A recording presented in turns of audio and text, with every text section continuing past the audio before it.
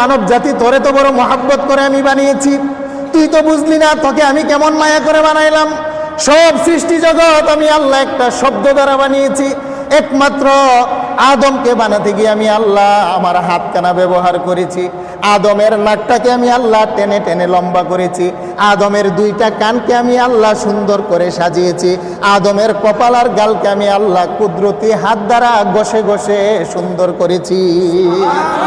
একটু জুড়ে বলেন না সুবহানাল্লাহ। আল্লাহ বলেন নূরের তৈরি ফেরেশতা বানিয়ে আমি দেখি অতটা সুন্দর দেখা যায় না।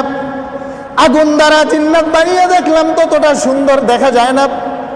জাফরান দ্বারা হুর গেলমান বানিয়ে দেখি ততটা সুন্দর দেখা যায় না।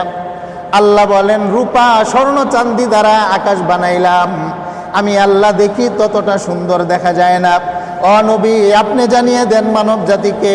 আল্লাহ চারটা কসম খেয়ে বলেন ওয়াত্তিনি ওয়াজ্জাইতুন ওয়া তুরি সিনিন ওয়া হাদাল বালাদিল আমিন। আল্লাহ বলেন ওয়াত্তিন, তিনের কসম, তিন ফলের কসম। ওয়াজ্জাইতুন, আল্লাহ বলেন জাইতুনের কসম। ওয়া তুরি সিনিন, আল্লাহ বলেন তুর পর্বতের কসম, যেই তুর পর্বতের মধ্যে দাঁড়িয়ে মুসা পয়গম্বর কথা বলতেন।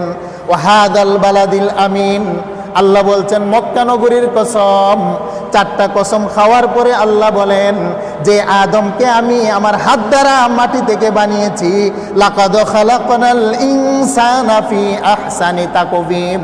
আল্লাহ বলেন কসম কসম কসম কসম, আমার হাত দ্বারা মাটির আদম নূরের তৈরি ফেরেশতার চাইতে বেশি সুন্দর। একটু জুড়ে বলেন না সুবহানাল্লাহ। আল্লাহ কয়টা কসম খাইছেন? একটু জুড়ে বলেন কয়টা কসম? আল্লাহ বলেন চারটা কসম। আল্লাহর তো কসম খাওয়া দরকার হয় না। আল্লাহ কথাটার গুরুত্ব বুঝাতে গিয়ে চারটি কসম খেয়ে আল্লাহ বলেন যে আদমকে মাটি থেকে আমি আল্লাহ বানিয়েছি, আমার হাত লাগিয়েছি, সেই আদম হলো আমার গোটা সৃষ্টি জগতের আমার আরশ আযীম থেকে বেশি সুন্দর। সুবহানাল্লাহ।